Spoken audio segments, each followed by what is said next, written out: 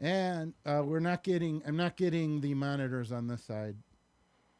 The monitors. The big, Yeah, yeah, the and ones by the across from clock. South. There. Are we on the Hello. air? Yes. Yep. Okay.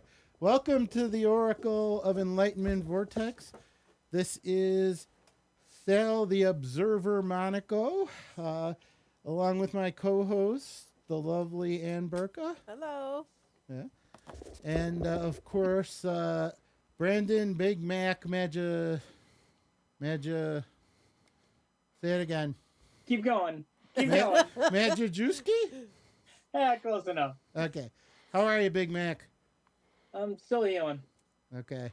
Me too, from my kidney stone surgery.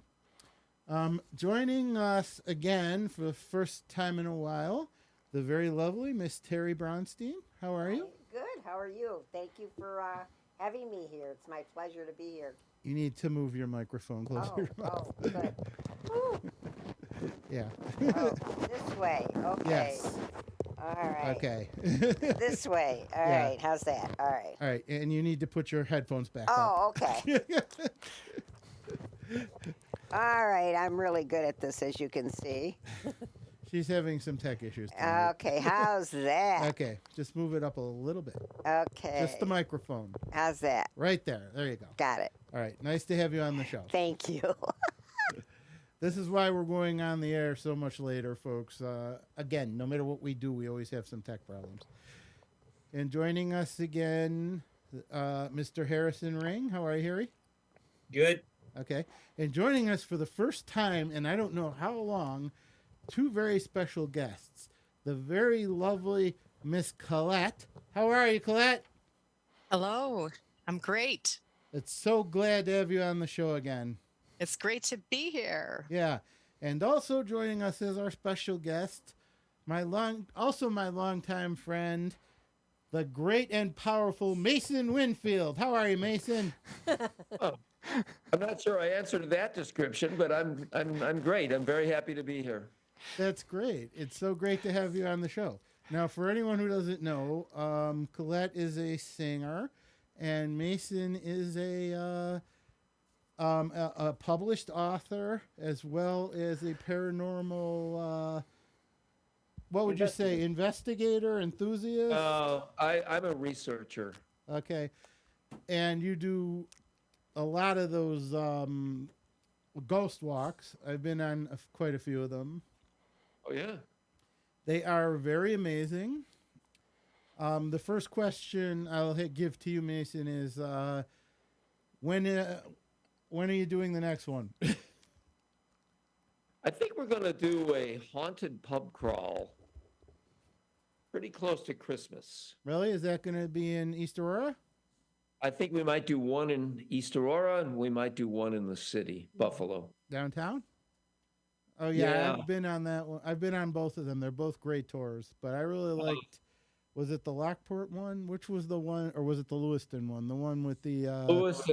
Lewiston was a knockout. We used to do Lewiston. I haven't done a Lewiston tour in about 10 years. Oh, they had a moor with a rider coming across it, and the lady used to dress up and give us hot cider. She was great. Yeah, they don't live in Lewiston anymore. You meet up at the big house. Yeah, yeah, Yeah, that was quite the spot, the Barton House. right. Really, the script we have is tremendous. Yep. Lewiston is a great place to do a ghost walk. Now, they've got something up there they're starting to call a ghost walk, but it's actually very theatrical. It's kind of a cemetery walk. They get people in costumes and they talk to you like, I am the spirit of Christmas. That sounds Well, nice. I think they do well. I think people like it. I'm not criticizing it. I'm just saying that's not what I do. Right. So, Hey, Mason, have you ever had a ghost walk at Old Fort Niagara? No. I thought about that years ago. I think it would be a great place for it, of one of my type, because I'm not an investigator. I'm not going to lead you around and go, hey, just for the price of that ticket, you're going to see a ghost tonight. Yeah. I just don't do that. Right. Mhm. And I'd be talking about, this is where this ghost was seen, this is the history of the site, and here's the architecture, and this is what it means in folklore. And oh, by the way, the First Nations people of the upstate, the Iroquoians, they would have something to say about that. And that's sort of what I do. I really am Oh, looking Yeah. for connections all over the place. That's Cool. great. Okay, we'll get back to Mason in a second. Colette, how are you doing? I'm doing great. You are a barefoot singer, as we all know, and you've done everything from coffee houses to conventions. And a lot of your music is used in the Beyond the Mainstream films. You created our theme.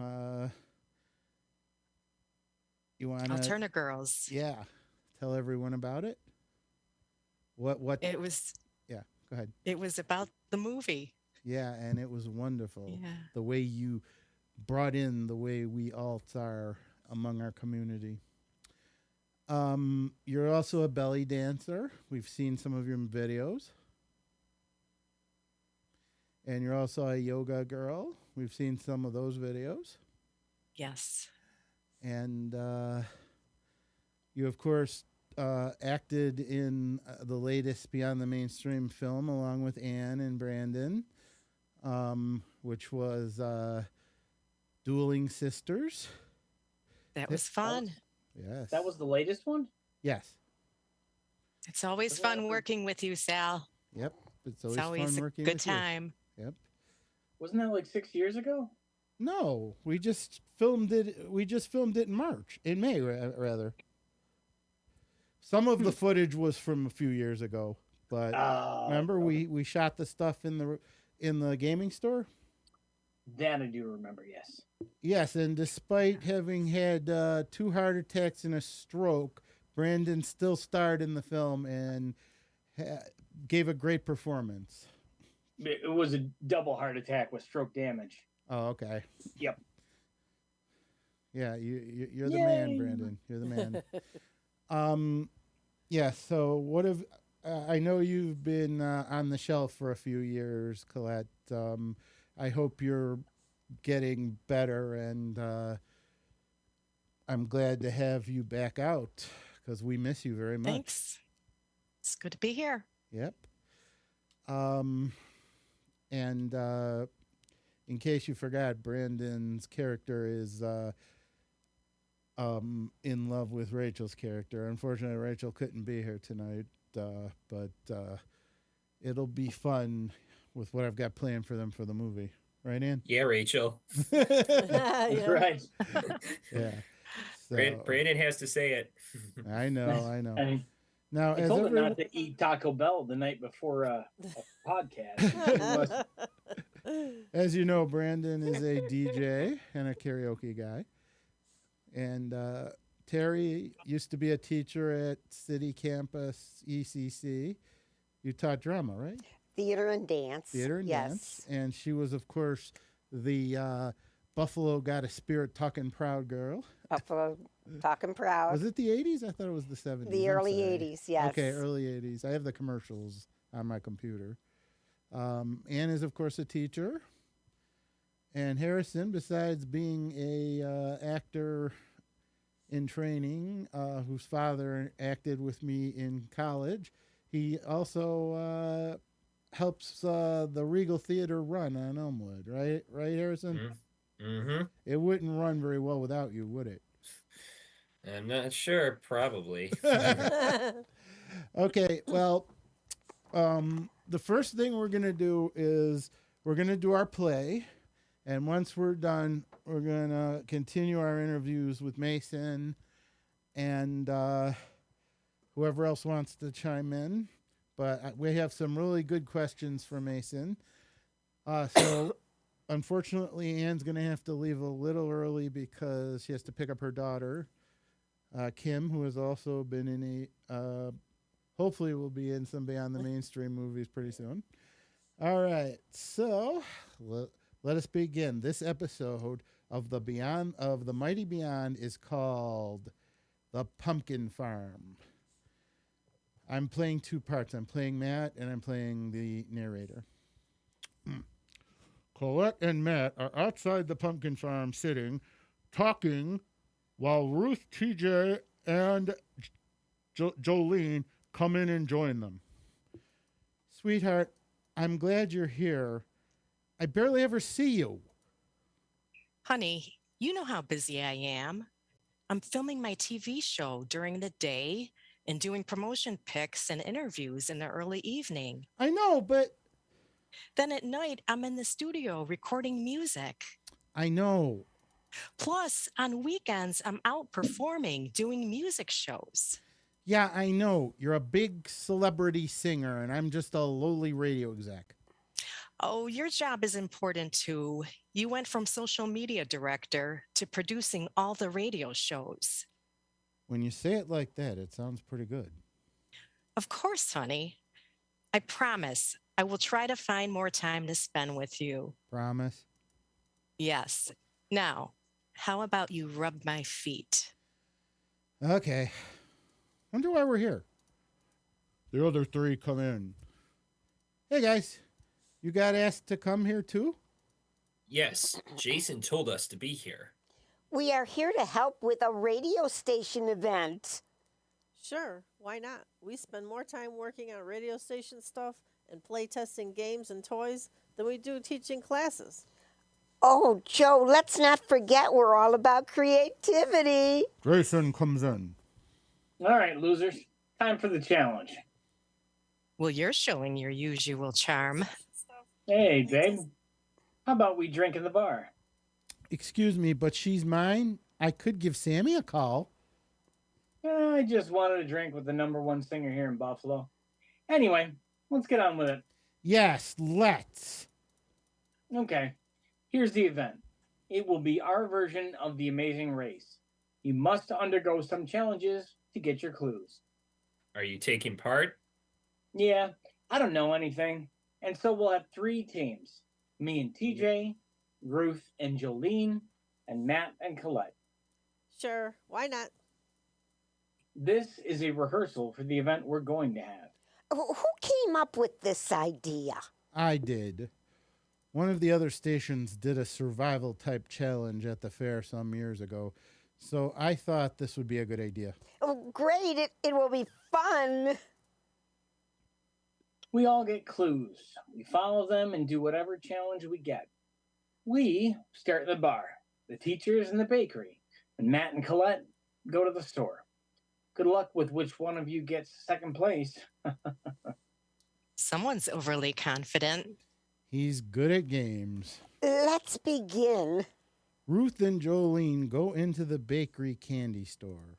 Oh, let's open the clue. What's it say? We must find a specific candy and a certain baked good. Let's start looking. You mean let's start tasting. Jason and TJ are in the bar area of the main building. Okay, Oh. so according to the clue, we must taste each one of these drinks and identify which ones are on the menu. Hope it doesn't get us tipsy. Are you a lightweight? No, but look at some of these Halloween drinks. They're pretty heavy. Colette and Matt are at the store area. Okay, so according to the clue, we have to find an item that speaks to us. You mean one that really impresses us? I guess. Let's look around. There's too many decorations, figures, and items for building. These all look good, but nothing is really impressive. Yeah, maybe I'm reading it wrong. Wait, maybe speaking to us is literal. He goes to the life-size robot troll in the corner. This one speaks to advertise the rest of the farm. He even says some of the Buffalo Bills stuff. Look, the clue is under his coat. Oh, great. Okay, I got it. It says we need to do the hay maze. Let's go. Jason and TJ come out of the bar. That was really some cool alcohol. Yeah. Now we must go to the cannons. First the pumpkin, then the apple, then the slingshots. Hope you're a good shot. The teachers come out of the bakery. We have to go to the pumpkin patch and find one with a certain marking on it. Do you know how many pumpkins are in there?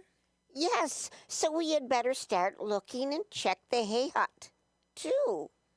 Colette and Matt easily navigate the hay maze and find the tunnel exit. Well, that was easy. Now what? We have to go to the Boo Barn. Let's go. I'll look at the wall painting. You check the exhibits. Sure. Some of them are really scary, especially for kids. What would be the point if they weren't? Are there any special things in here? There's the digital head, which tells stories. Which I really like.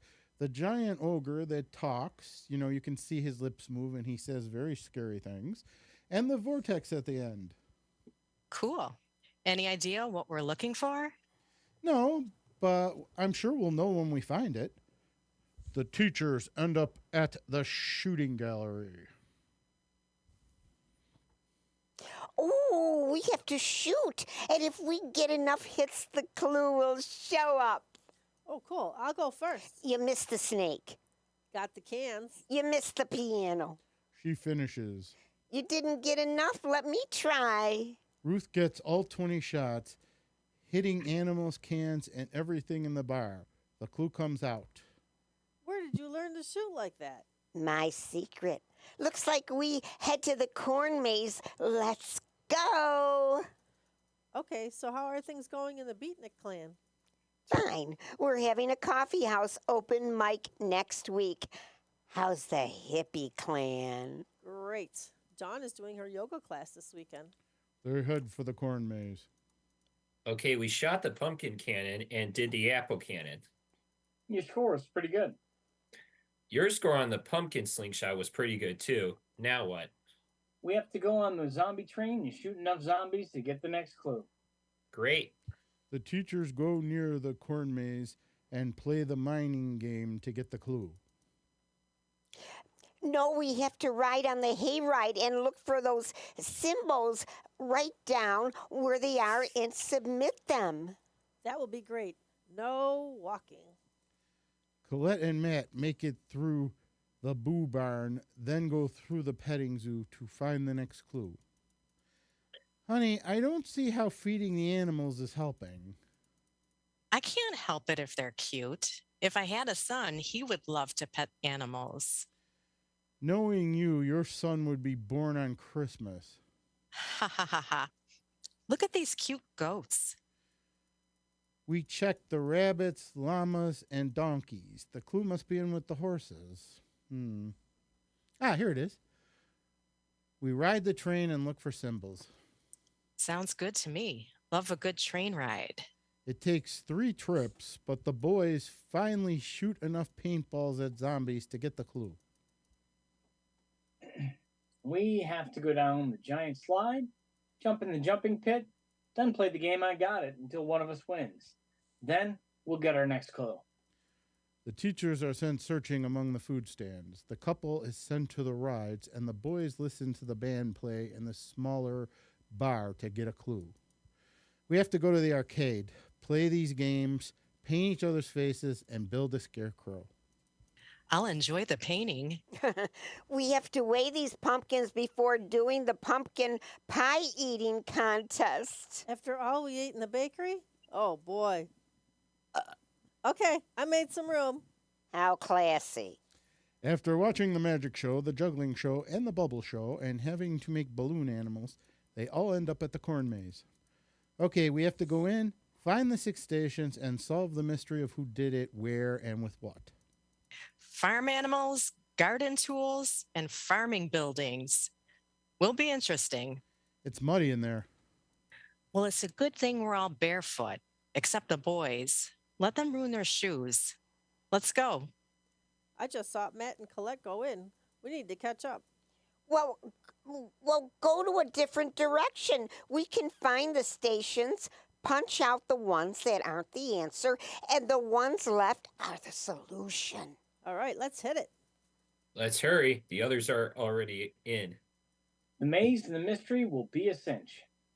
I hope so. In the maze. Didn't they make a movie about this place? No, that was a different maze. We are going in circles again. Oh, don't worry. I will find the next station. Too bad it's not like an escape room where you can ask for help. This is harder than I thought. Relax. We'll get through it. I think we're still lagging behind, and this mud is not fun. Stop complaining and go back to searching. Matt and Colette come out first and hand in their booklet. Once approved, they head to the exit of the park, which is the finish line, followed by the teachers and the boys. We made it, and we're the winners. Yep, and we got to spend time together. Okay, we're here.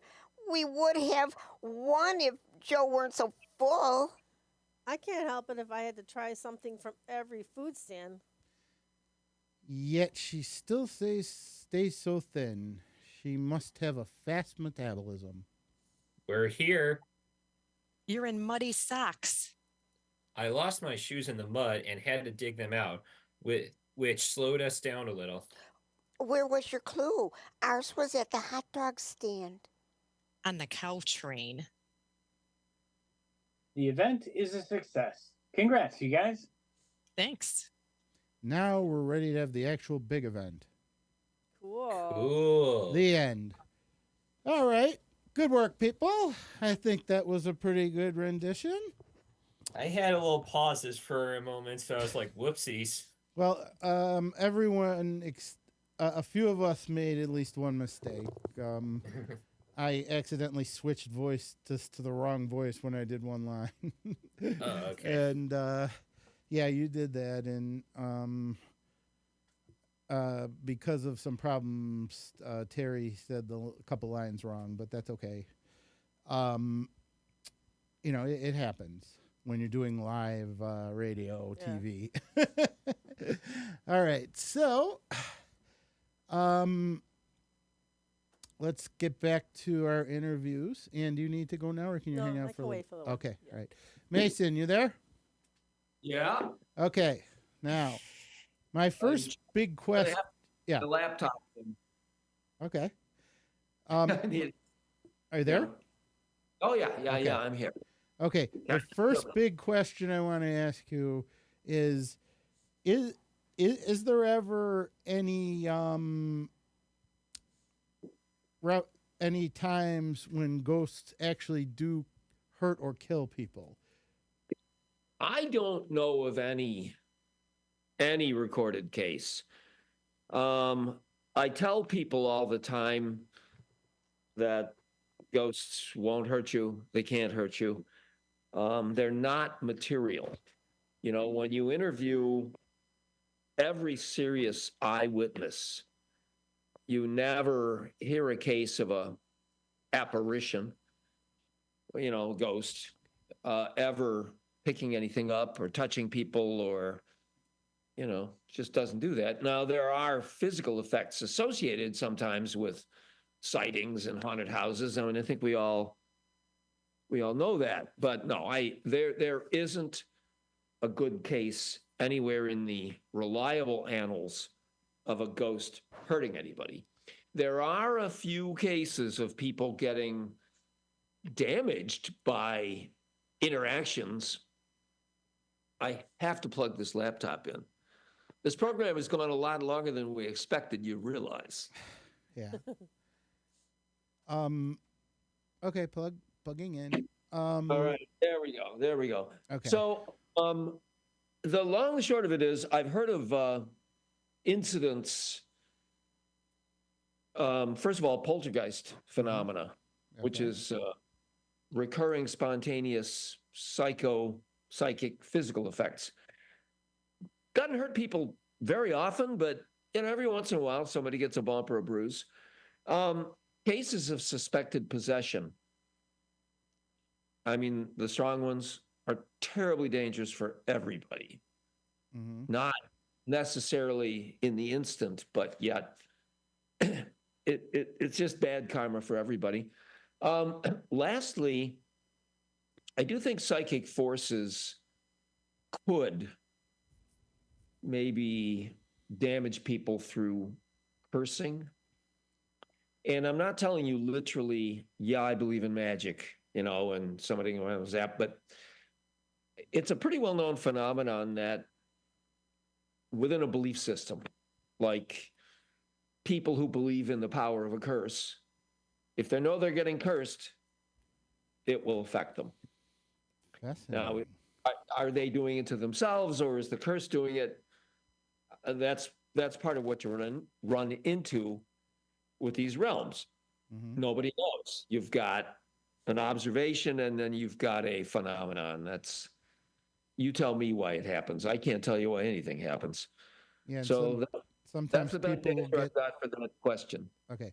Sometimes people will get scared and like fall down the stairs or something, right? Yeah, I don't blame the ghost for that. Okay. uh, okay. So Terry, did you have a question for Mason? I'm interested to find out when your next tour is going to be. I'd like to go on with a bunch of us. Oh, that's so Very kind of you. interested. Yes. We'd love to have you.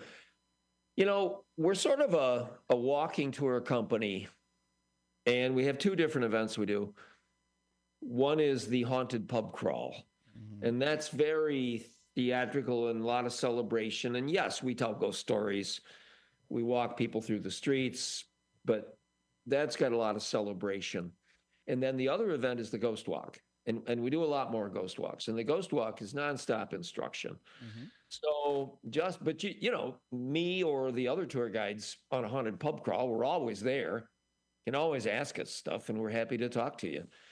I think I'm going to do something around the solstice. It would be around December 20th, 21st, round in there. I mean, the haunted pub crawls in East Aurora were so much fun this year. They were just fun to do them. They were fun to lead them. You just meet so many nice people, and you're wising off and pub to pub to pub to pub. It's just really fun. So I think I'm probably going to do one around the Christmas season, at least one. Okay. So I'll let Sal know, and we'll if you- advertise them on the show. Oh, that's so kind of you. And if you want to be on my newsletter, that's a real good way to get. Yes. Just register for the newsletter, and that's a good way. You won't miss anything that way. All right. Fine. How long have you known Mason, Terry? Oh my God, many, many years. I don't get to see you very often, Mason, but we're friends on Facebook, and that's what's Much to my disadvantage. Yes. Yes. Well, no, I enjoy all of your stories, and I'm looking forward to the events coming up with these walks. Yeah. Oh, wow. Yeah. Dress warm. Dress for conditions. Oh boy, you better believe it. It's going to be December, and we're going to be a half an hour out and a half an hour in and half an hour out and half an hour in, and rest and repeat. I mean, I can speed it up a little bit if it's one of those nights, if it's like the blizzard of 77, yeah, I could probably speed it up between pubs. I remember going on one of your walks when it was snowing out. It still was fun, though. Snowing, oh my goodness. Dress for conditions. I really enjoyed your reading on Halloween Eve at the Ransom House. It was really nice. Roycroft Inn. Yeah, I did some old style Celtic. All right, you're good. I did some old style Celtic storytelling. I read a Yeats poem. I mean, it was a ceilidh, an old fashioned gathering. I played music. I played recordings of other people playing music is what I played. But I mean, it was music, it was poetry, it was storytelling. It was just an old time bardic celebration. And it was really fun for me. I enjoyed it. Everybody seemed to have a good time. Yep. And it was a lot of fun. Colette, do you want to ask Mason a question? Colette? Is she still on?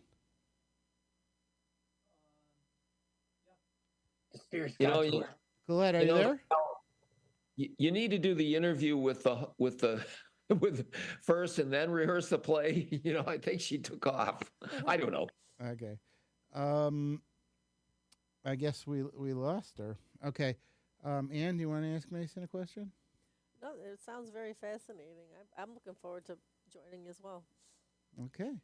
Well, a haunted pub crawl. Yeah, that'll be fun. Yeah, it's going to be great.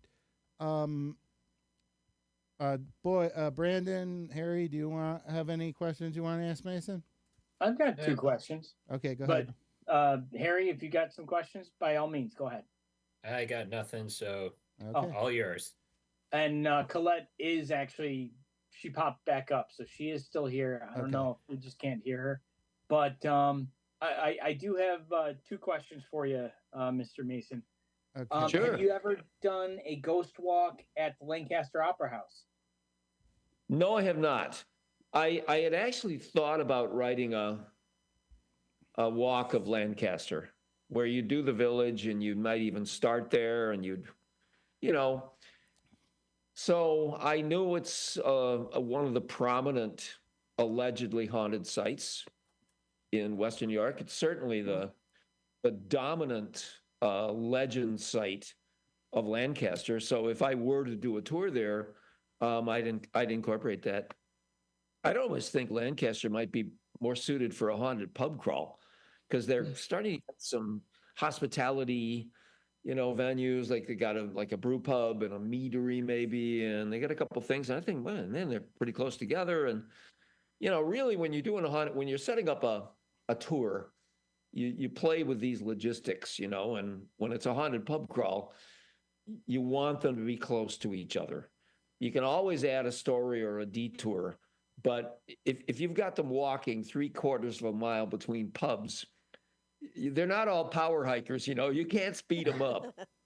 I Right. gotcha. So, right. Yes. Especially after they've had a couple shots.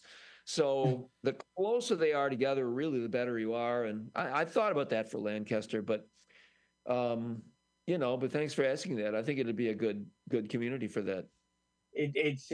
I've actually myself, as a former performer, I have seen the Lady in Red, maybe 2 or 3 times, because I've been from the stage during final bows. You look up in the balcony and there she is. But This is the other Lancaster. question- So let me go back to that. If you don't forget your other question, write it down. But this is the Lancaster Opera House. Yep. They believe they have a woman ghost in a red costume. A red dress, correct? Yep, the Lady in Red. That's funky. See, I didn't know that. I knew that about the Allendale. Oh, Yep, Theater of Youth. Yes. They got a woman in red ghost. And up in North Tonawanda, there's a theater up there, Ghost Lights. Yes. She's not in a red dress. The dress is kind of maroon. But, the folklorists have a term for the adult woman ghost. Like, she's not a little girl. She's Right. not an old hag. She's adult woman. And the folklorists nickname that apparition type the White Lady. Now, she's not necessarily Caucasian. She's not necessarily in white clothing, but that's just the nickname because a lot of the time, ghosts are seen a little paler than maybe they ought to be. So that is really interesting. That is really cool. And it's on closing nights she appears at the Lancaster Opera House. I myself personally have seen her for and it wasn't necessarily the closing night of the show, just final bows when you come out and you're looking at the audience and just kind of looking all over. She is from the stage, it would be stage right up in the balcony, up near the curtains. And it's like, honestly, it kind of caught me off guard when I saw it because you're looking from the stage up to the balcony and it's like, is that an actual person? No, because she's absolutely dressed in a Victorian red dress and no one else here is dressed like that. And you just kind of like, I know I was like kind of trying to peer, like look at it harder. And then all of a sudden the drapes close and that is the end of that. That is really cool. Wow. I mean, that's got to be for an actor, it's got to be like a head rush when the night is over and you're taking your bows, and that's got to be, and the audience is there. That's got to rock your world, Mm-hmm. Yep, absolutely. And I can almost promise, if you want to know more, I think David Bondro is the director and I can almost guarantee you he would have a lot more information about sightings when she appears and the history or lore behind why she appears that way. I know Tom Bednarik, who used to be the old one, who I was there for. He knew everything about everything about that ghost, and I wish I kind of had asked more questions, but that was years and years ago.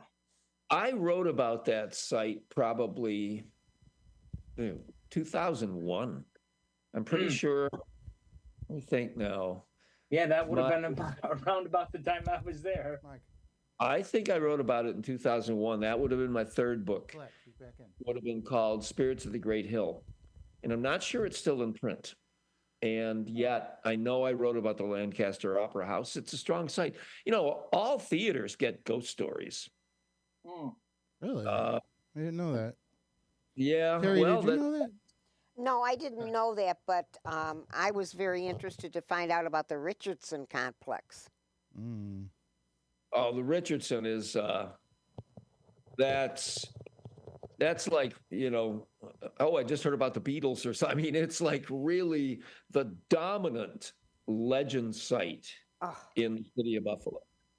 When you interview people, now it hasn't advertised that it wants to do ghost hunts. And a lot of the general public makes a mistake of thinking if they advertise and they charge tickets and they go do ghost hunts, that they're more haunted than anything else. And I got to tell you, I've been doing this research for 30 years around here. I remember I was doing interviews with the general public before the ghost investigation, hunt, surveillance craze got started.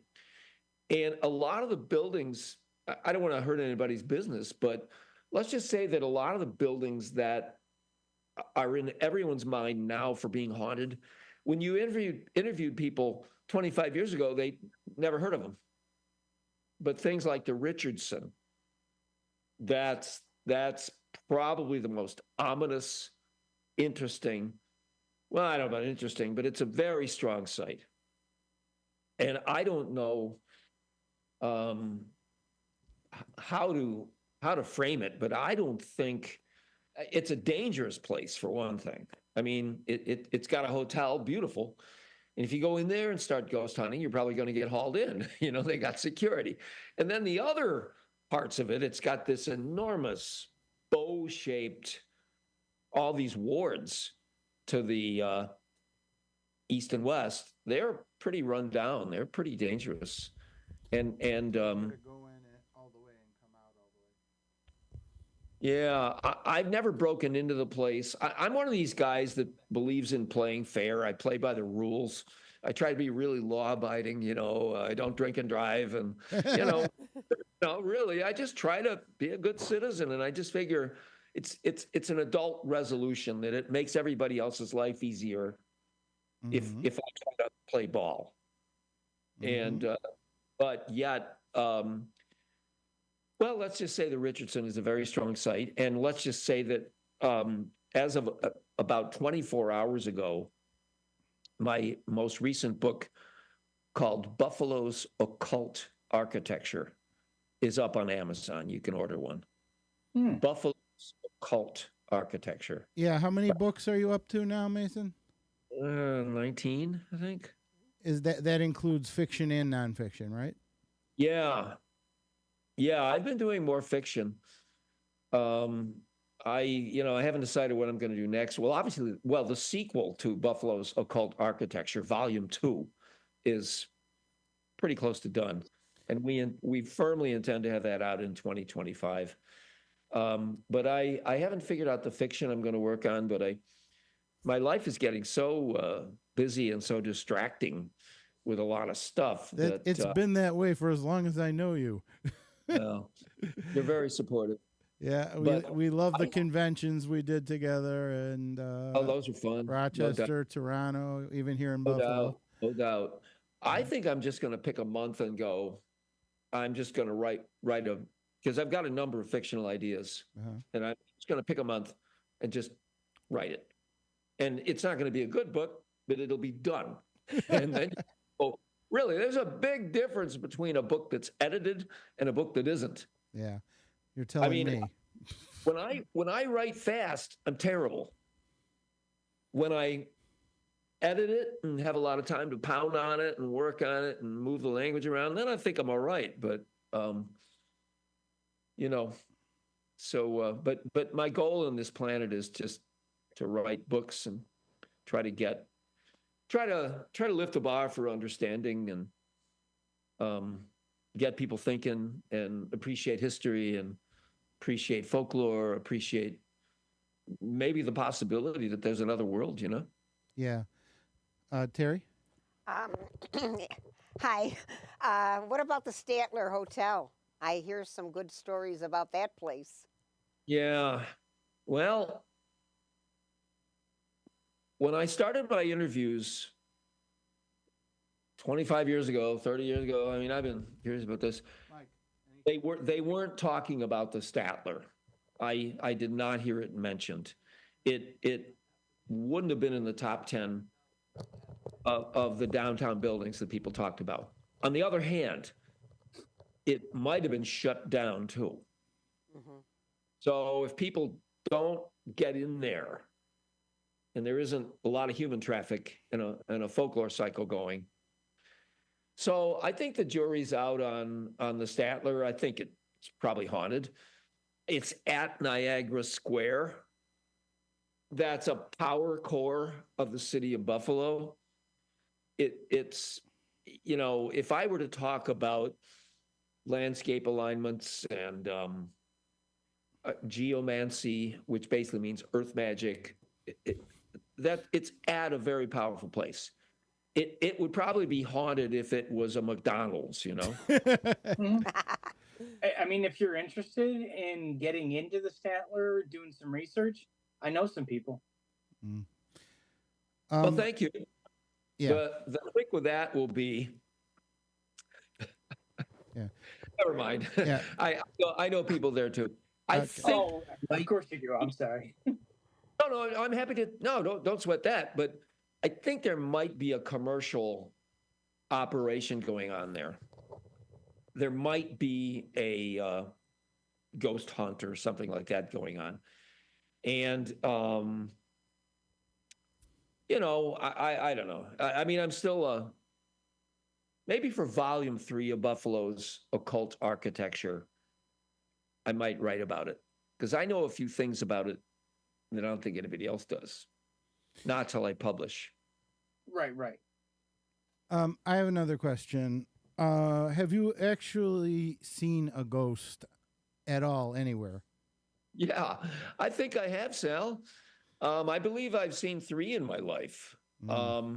Never when I was looking for them. Mm-hmm. Never in a site that was known to be haunted. It was just zap. And that's the way I think it is for most serious witnesses. Right. The only time, yeah, go ahead. No, that's it. Fire. The only time I ever saw one seriously was that orb I saw in my cottage, which was a woman in white. And I was pretty sure it was my dead mother because it happened the year she died. So, and I know you mentioned it was an orb. But supposedly there was a ghost in the attic of the house I lived in on Colvin. And I seem, even though I'm the one most susceptible to believing this stuff, I'm the one that didn't see it. And Mary supposedly had one in her basement because there was a door they opened, some kind of coal mine something. They opened it, found an old baby carriage, and felt something really cold and evil.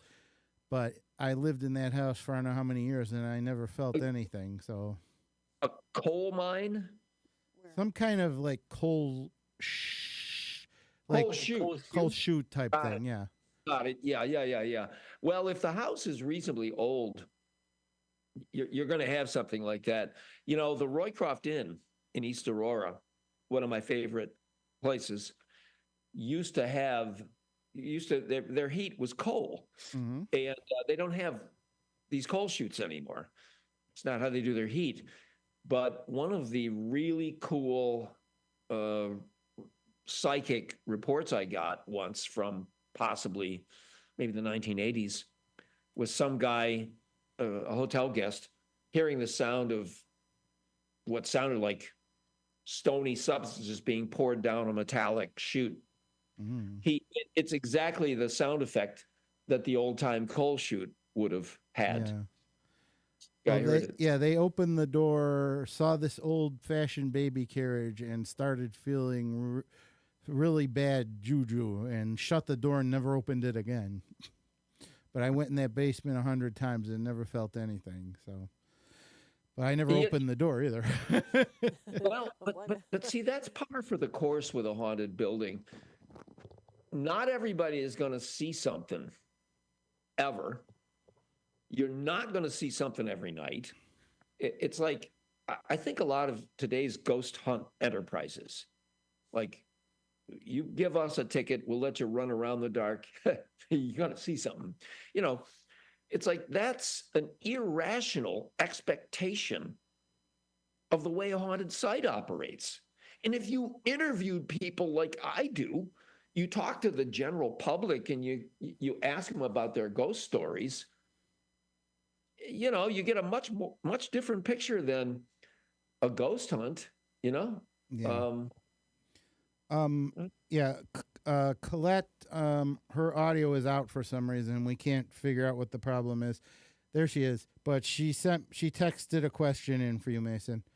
How does a person know if they are in the presence of a ghost?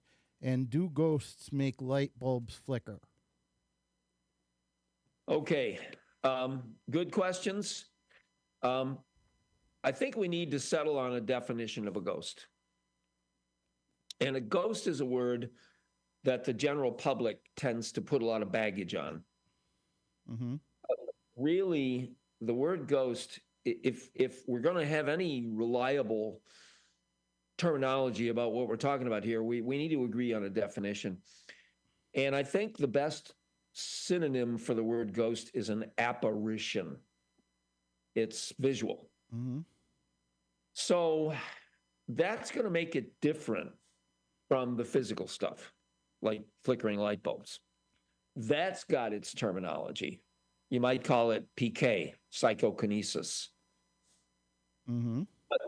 I've never interviewed anybody, and I've never heard of anybody who said they saw a ghost fiddling with a light bulb to make it flicker. You know, it's like you get visual stuff and you get physical stuff. And that's what the reliable witnesses tell you. You seem to have these two big categories. Mm-hmm. Visual stuff, the physical stuff, you don't see what does it. The visual stuff doesn't make any noise, doesn't pick anything up. So good parapsychologists have different terminology for these things. Mm-hmm. And I'm not saying that we should ever let the terms rule us, and that's the tail wagging the dog. But terminology can be really, really helpful in sorting out these cases, trying to figure out what's going on. And I got to tell you that about 95, 98% of the time, the cases correspond to the terminology. The terminology really does make sense. Every once in a while, you get that outlier that just fools everybody. And then you think either it didn't happen, they're making up a story, or the world is a lot crazier than I thought, or we still don't have this figured out yet. But really, a lot of the time, the terminology can be very helpful. And can you remind me of Colette's other question? She said, how would someone know if there's a ghost actually in their house? Because you see it. But can you Or feel it. Like, what are you feeling? Yep. Like, do you feel cold, or you feel like there's a presence? Oh, yep. Well, let's go back to my terms. Ghost means something visual, apparition. You see it, there's a ghost. If you feel something, that's a different kind of phenomena. You might call it psychokinesis, poltergeist display. I mean, a cold spot is one of the most common and easily detectable manifestations that is thought to be psychic. Mm-hmm. Trick is it's invisible. You feel it. There's no proof that a ghost or a spirit is doing it. Incidentally, there's no proof that a ghost is a spirit. There's a lot of ghosts, a lot of apparitions that people see, but they don't act very intelligent. Mm-hmm. Very often they're repeating the same thing. I mean, you don't often get the privilege of a haunted building that has enough of a tradition of folklore, long enough occupied. You really don't get good conditions very often for establishing a track record for a ghost. But when you do, it can sometimes be interesting because the ghost is doing the same thing every time. And it's not in a big area. Could be in a small area. It could be in one room. And the spook is every 50 years, somebody sees it and walks across the room. So it's kind of like in The Sixth Sense, the way they were portraying ghosts. I never saw that.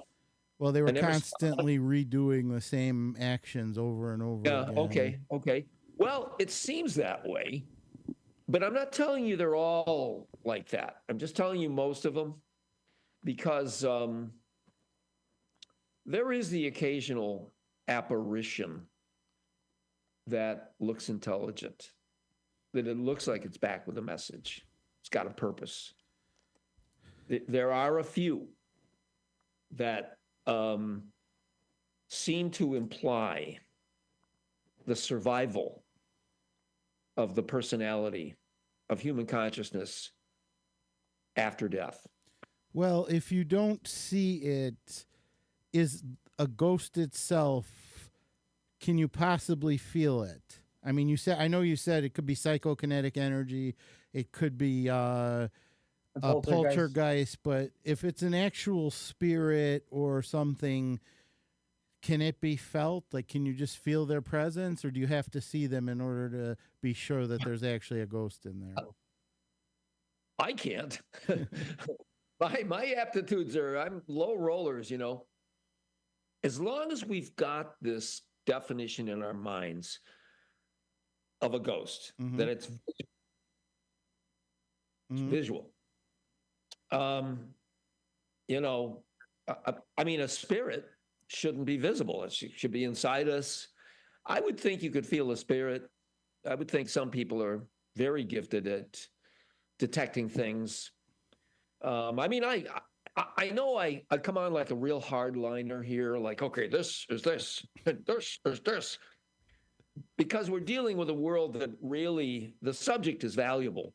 And we really need to get some stability into it. But no, I think, I believe in people have psychic abilities, and I believe in psychic energies, and I think it's out there. I'm just not going to tell you I can explain it to you. I'm just going to stick to right to the letter of the law here and try to be helpful. So, I hope I made some sense. Yeah. Where are your books available? On Amazon? Yeah, a few of the bookstores that are left. I mean, you think about the way the book business has changed in the last even 10 years. Radically different. When I started out publishing, it was 1997. You had tons of bookstores. They would buy, when a publisher made a book, they would make 5,000 copies, and the unit cost is really low. And the bookstores, when you do a signing, they buy 100, 200, you sign them all, they sell them all. The world is really different now. So Amazon, life has changed for writers. I'm going to start doing audiobooks. I'm going to read my own stuff. Yeah, I'm working on my first novel, so I'll probably end up doing an ebook. Well, an ebook and an audiobook, I think an ebook, you could probably do it yourself. You don't need to hire somebody. And,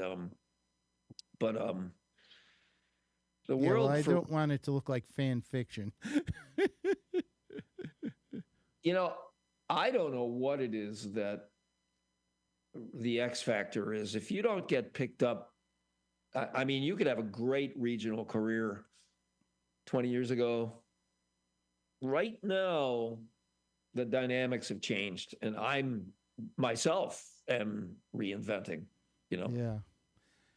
Well, we have 5 minutes left. I had one more question. I remember I know you mentioned it during one of your walks. What keeps a ghost? Is a ghost bound to the property like a lot of the ghost TV shows now, or can they leave? Or do you think they can leave the property? Or I mean, I know you said that if it was a building that caused it, hospitals would be haunted like crazy. But every ghost show that we've seen in the last couple of years has said that that the ghosts are kind of stuck on the property. They can't leave. You think there's any truth to that? I mean, there certainly could be, but that's projecting a motive. Mm-hmm. You realize that that's spiritualist thinking. Mm-hmm. I have a lot of friends who are spiritualists, but these researchers, or whatever they call themselves, they're giving a motive to a ghost. Mm-hmm. How can you do that? How can I tell you why it's doing what it's doing when I can't even prove to you that it exists? Right. Do you have a website or something that people can, if they want to get in touch with you, or should they just go look for you on Facebook? MasonWinfield.com? Do we have enough time for me to finish that answer? Go ahead. I think there's potentially a power in physical sites that can enhance the perceptions of live people who were there. And it may give them the ability to see things that used to happen there. It may create some kind of an effect which would repeat images from the past. Mm-hmm. That, to me, is a possible explanation for about 95 to 98% of the ghost people see. It's the place. That's why they're sight-bound. Right. Because they could be doing anything, but you can't see them anywhere else because you're not in a place that's got a power. Right, right. But Well, think about a movie. You can't see a movie if you're walking around the woods. You got to be in a theater. You know, you got to be on a laptop. You got to be in a place that will let you. yeah, exactly. So MasonWinfield.com, and they can look you up on Facebook, right? Yeah, I'm on Facebook. Just my name. I got hacked today. I changed my Facebook again. Changed my word again. Yeah, great. Yeah. It's a lot, but I got cloned, you know. Yeah. Apparently, whoever cloned me made a pass at some young chicks and, you know, whatever. I don't know. All right, Terry, you had something to say? One quick question. Mason, what is the possibility of trying to get a walk over at the Richardson? Where you're doing it, where you're conducting it. We actually did a few of them this year, but we're not touring the Richardson. We're not going inside. It's a tour of the district, and we go by it, and we talk about the architecture. We talk about the symbolism. We talk about Richardson. It's a good script. We did a few in October this year, and we'll revive. So I would say the possibility is strong, but the Richardson, in my experience, is not interested in. Oh, they're not. Okay. They're not. Oh, they're not. Hey, be who you are, man. That's cool. Okay. Okay, we're up to 45 seconds, so I want to thank my guest, Mason Winfield. Thank you. Mason, thank you so much for being on the show again. It's been a while. Great privilege, Sal. Good Yeah. fun. And I The want reason you get 5 seconds is you spend it all doing those damn plays at the start. That's why you. Terry? Yes, thank you very, very much. And I have a few other questions, but we don't have any more Yeah, time. we'll have you on again, Because we did Mason. the plays. Yeah, we'll have you on again and just have you be interviewed.